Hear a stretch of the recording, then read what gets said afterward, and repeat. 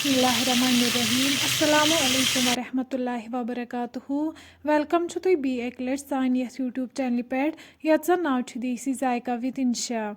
Video start करने ब्रोंठ अगर तुम साइन चैनल पे नई छो साइन YouTube चैनल कर सब्सक्राइब वीडियो कर लाइक तो शेयर भी दीजो पनुन फीडबैक आज बनाओ अस चिकन कबाब यमिच रेसिपी बह तोह सत शेयर कर तो करो अजुक वीडियो स्टार्ट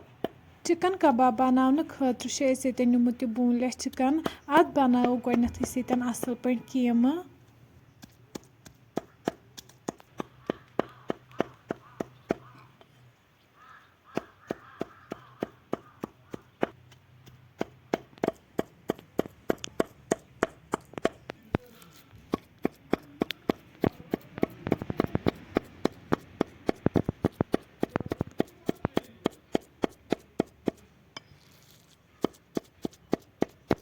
युथी अत असल पे कीम बन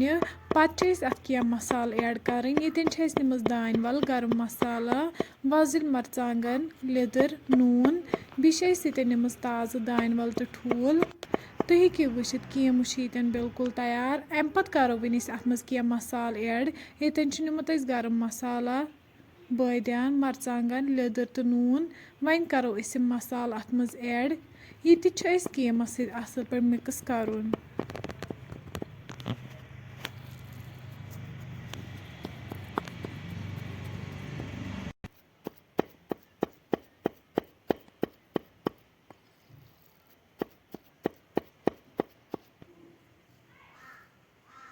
युथु यम मसाल असल पे मिक्स गसन अम पत करो वन अत मज ताज़ दान वल ऐड ये करो वन अत असल पे मिक्स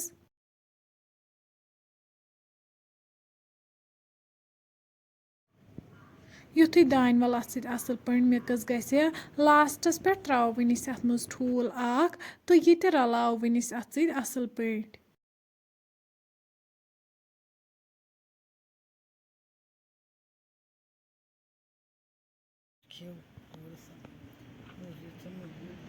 तुम हेको ये वुचित ठूल तन असल पे असल मिक्स गोमुत सोन कीम बिल्कुल तैयार अम पत कड़ो वन अकिस प्लेटस मज नबर दिमहोस लगभग अड़िस घंटस रेस्ट अड़ घंटे बाद अनो वन कीम वन बनाओ अत कबाब ये लोड़ यम कबाब लागो वन अथ लोड़न पे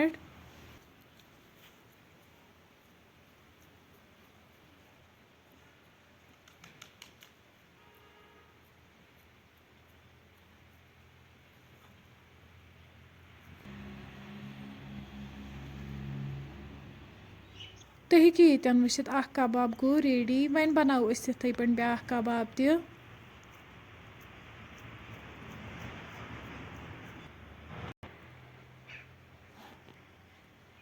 कबाब ये बिल्कुल तैयार अम पत बुजहोक वन कबाब ये तेंगलन पे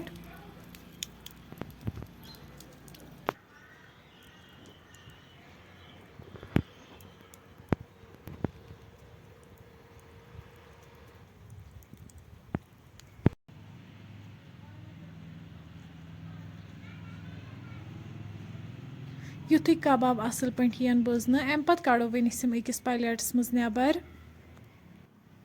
माशा अल्लाह तुम हेको ये वुचित सन कबाब बिल्कुल तैयार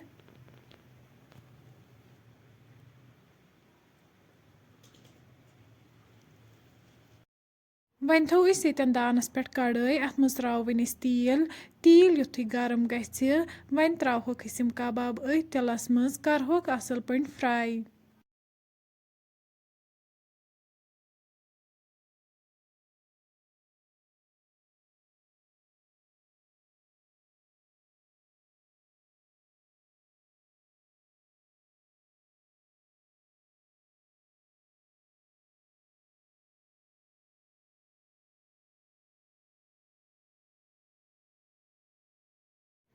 कबाब युथु एक साइड फ्राई गसन वन करहोक कबाब बी साइड ये पे फ्राई तुम हेको ये कबाब असल पे फ्राई गमित अम पत करहोक अकिस बानस मज नबर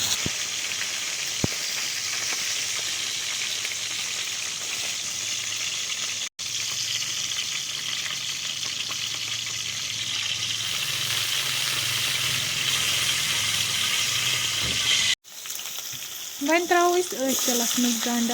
ये गोडनेथ नुक नुक कर थोमुत गंड यन वन असल पे फ्राई कर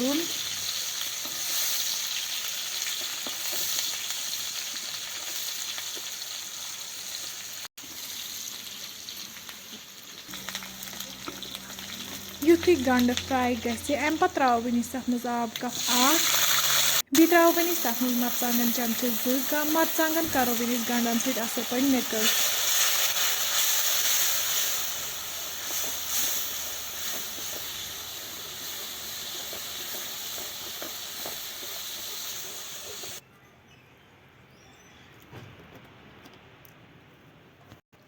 तुम हेकि वुचित मरचांगन असल पे मिक्स गमित अम पे त्रो वन तथ मज नील मरचांगन यम त करो वन तथ सत असल पे मिक्स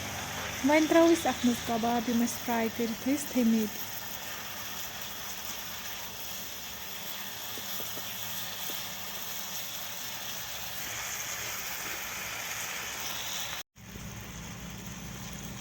वन त्रो आब अत मज 1 लीटर बी त्रो वन क्या मसाल यम सीटित थमित ये नमज दान वल सब्ज ٲl बड़ ٲl